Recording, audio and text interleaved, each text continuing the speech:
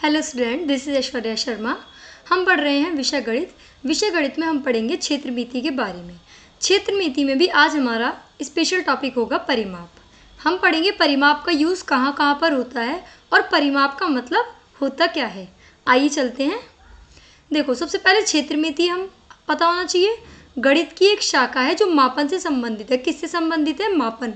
तो आपको मेनली पता होना चाहिए कि क्षेत्रमिति का प्रयोग जो है वो मापन में किया जाता है। मापन में भी विशेष रूप से ज्यामितीय आकृतियों यानी कि ज्योमेट्रिकल फिगर्स के क्षेत्रफल एवं आयतन के सूत्रों की निष्पत्ति यानी कि सूत्रों फॉर्मूलाज जो होते हैं उनके प्रयोग से संबंधित है। किस किस से? एक तो क्षेत्रफल, क्षेत्रफल किसे कहते हैं आप? एरिया जो होता है। और आयतन, आयतन मतलब वॉल्यूम। तो वॉल्यूम से ये सब रिलेटेड है।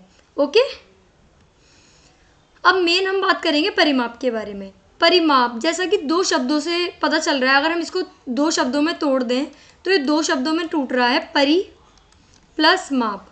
तो माप का अर्थ तो आप सभी को पता है, माप का अर्थ होता है मापना और परि का अर्थ होता है चारों ओर।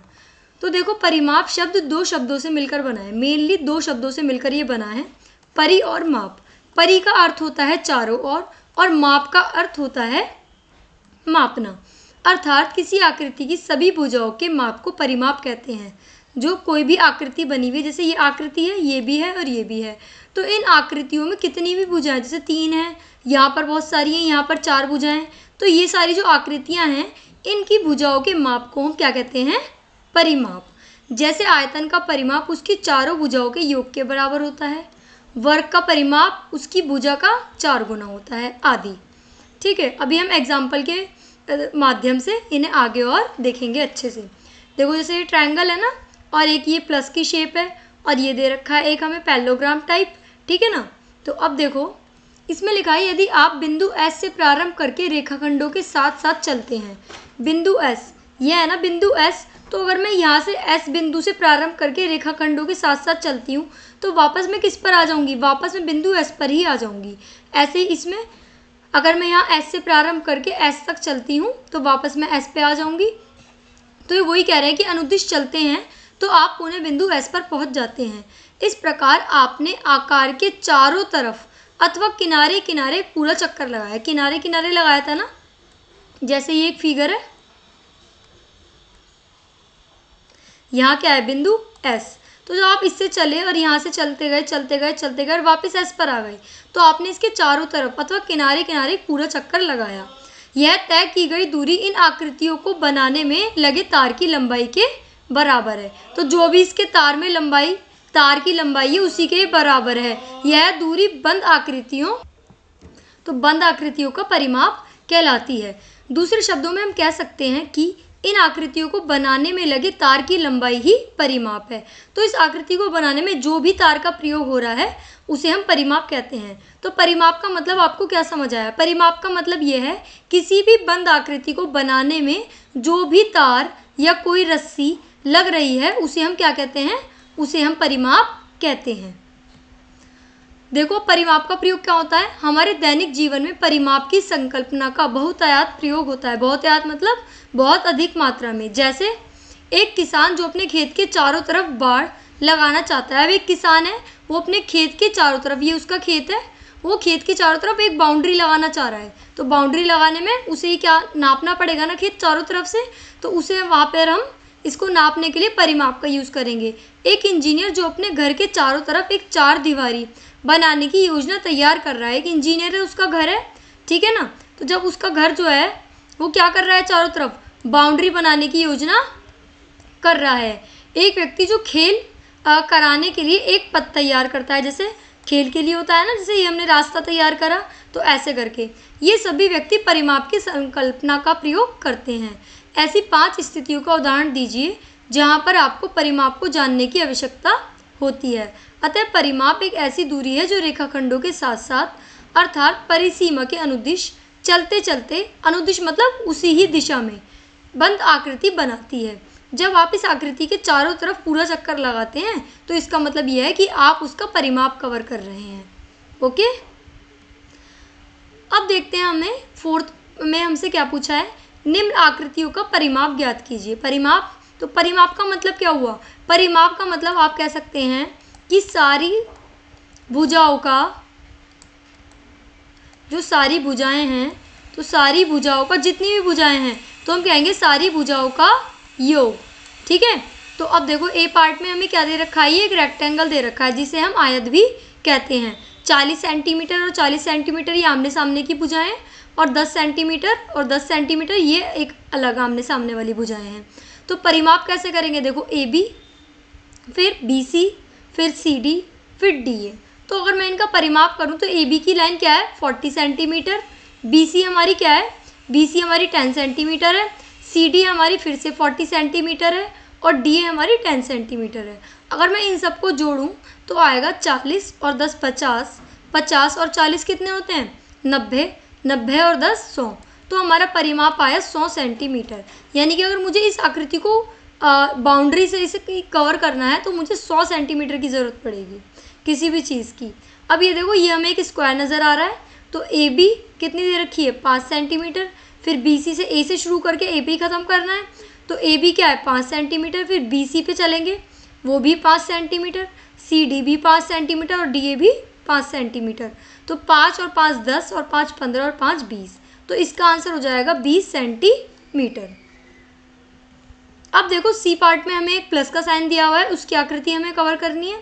तो देखो इसमें हम ए से स्टार्ट करते हैं, तो सबसे पहले आएगी ए बी, फिर आएगी बी सी, फिर आएगी ए बी कितनी है 1 सेंटीमीटर, बी सी कितनी दे रखी है 3 सेंटीमीटर, फिर सी डी भी हमारी 3 सेंटीमीटर है, फिर डी ई कितनी है 1 सेंटीमीटर, फिर ई एफ हमारी 3 सेंटीमीटर है, फिर एफ जी आएगी, एफ जी भी हमारी 3 सेंटीमीटर है। अब यहाँ देखो जी एच कितनी है, जी एच 1 सेंटीमीटर है, फिर एच आई भी 3 सेंटीमीटर है, एच आई, फिर उसके बाद आई जे भी 3 सेंटीमीटर है ना। आई जे भी क्या है, आई जे भी हमारी 3 सेंटीमीटर है, ओके 3 सेंटीमीटर है। तो अब हम आगे देखेंगे, फिर क्या है हमारी आई जे के बाद, फिर हमारी आई जे के बाद आएगी जे के, वो 1 सेंटीमीटर है, ठीक है ना। और फिर दोबारा आई जे के बाद क्या, जे के बाद आ रहा है के एल हमारी कितनी है, ये भी हमारी 3 है, और फिर उसके बाद फिर दोबारा हम एल ए हमारी भी 3 है। तो हम वापस यहीं पहुंच जाएंगे। तो देखो अब इन्हें प्लस करते हैं, 3 और 1 4, 4 और 3 7, 7 और 1 8, ठीक है।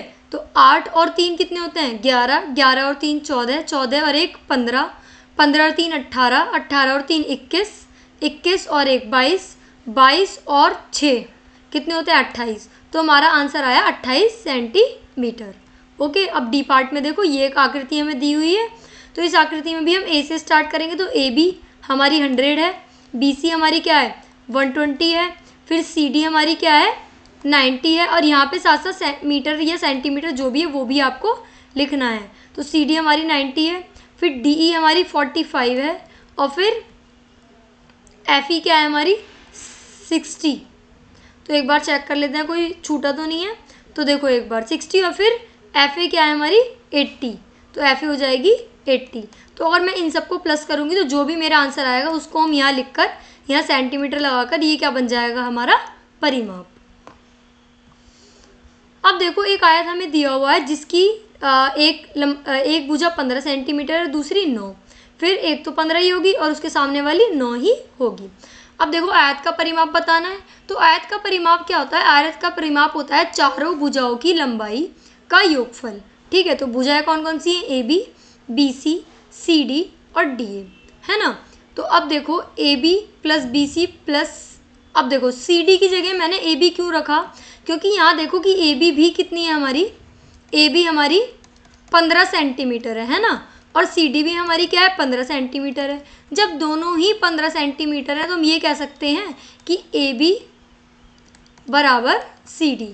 तो हमने यहाँ पे सी डी की जगह ए बी लिख दिया, और डी ए की जगह क्या लिख दिया बी सी, क्यों, क्योंकि डी ए भी 9 सेंटीमीटर है, डी ए कितना है 9 सेंटीमीटर, और बी सी कितना है, बी सी भी हमारा 9 सेंटीमीटर है। तो इसलिए हम कह सकते हैं कि D A equal to C B या फिर बी सी। अब देखो हमारे पास 2 ए बी हो गए, तो 2 गुणा ए बी हो गया, और बी सी कितने हैं 2 गुणा बी सी हो गया। तो अब इसमें से अगर मैं यहाँ से 2 कॉमन आ रहा है, 2 कॉमन ले लूँ तो अंदर बचेगा A B plus B C, अब ए बी की जगह ए बी की वैल्यू रखेंगे 15 सेंटीमीटर और बी सी की जगह बी सी की वैल्यू रखेंगे 9 सेंटीमीटर। 15 और 9 को हम यहाँ प्लस करेंगे तो हमारा आएगा 24 सेंटीमीटर।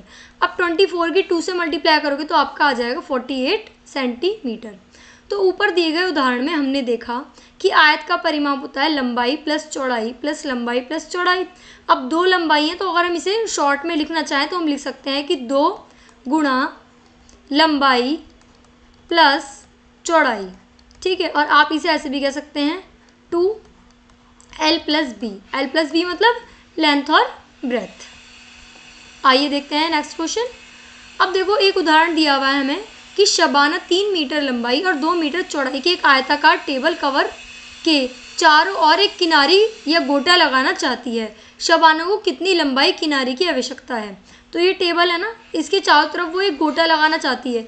अब पहले आप ये देखो क्या इसमें खाली बाउंड्री कवर हो रही है। हाँ, अगर बाउंड्री कवर हो रही है तो हम क्या निकालते हैं, जब भी किसी चीज़ की बाउंड्री या चारों आउटलाइन कवर होती हैं तो वहाँ हम निकालते हैं परिमाप। अब क्वेश्चन में हमें बताया नहीं जाएगा कि हमें परिमाप निकालना है या क्या करना है ना। क्वेश्चन में हमें नहीं बताया जाएगा कि हमें परिमाप निकालना है या हमें क्या करना है, पर आपको ये बात पता होनी चाहिए। अभी मैंने बताया ना, जब भी बाउंड्री कवर होगी तो वहाँ परिमाप ही निकलेगा। अब आयताकार टेबल कवर की लंबाई क्या है, 3 मीटर। ये देखो 3 मीटर लंबाई और आयताकार टेबल कवर की चौड़ाई क्या है, 2 मीटर। शबाना टेबल कवर के चारों ओर किनारी लगाना चाहती है, इसलिए आवश्यक किनारों की लंबाई आयताकार टेबल के कवर के बराबर होगी। तो आयताकार टेबल कवर का परिमाप हम निकालेंगे। तो अब हम बड़ा वाला फॉर्मूला में ऐसे लिखने की जरूरत नहीं है कि 3 + 2 + 3 + 2। हम डायरेक्ट यहाँ लिखेंगे कि 2 गुणा लंबाई प्लस चौड़ाई। तो लंबाई की जगह हम लिखेंगे 3 मीटर और चौड़ाई की जगह हम लिखेंगे 2 मीटर। तो 3 और 2 को जब आप प्लस करोगे तो आपका आएगा 5 मीटर। 5 की 2 में गुणा करो तो आपका आंसर आएगा 10 मीटर। अतः शबाना को 10 मीटर लंबी किनारे की आवश्यकता है। अब नेक्स्ट क्वेश्चन हम देखते हैं।